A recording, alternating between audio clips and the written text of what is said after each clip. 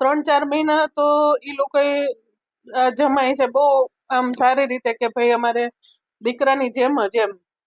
પછી જ્યારે આ ટાટા વાળાનું ફંડ ઓલું થવાનું હતું ત્યારે થી પછી હચોડા કોન્ટેક એ લોકોએ મૂકી દીધા કે ભાઈ ફોનમાં કાંઈ જવાબ નહીં, મેસેજમાં કાંઈ નહીં, કે ભાઈ પૈસા એને જોતા હતા તો ભલે લઈ લીધા, એનો કોઈ ઓલું નથી, પણ અમારે હાલચાલ પૂછવાનું કાંઈ નહીં.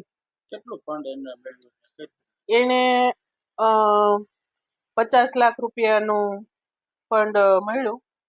ઈ પૈસે એને લગ્ન કર્યા, 6 મહિનાનો થયા હતા તો એને મેરેજ કરી લીધા એમ.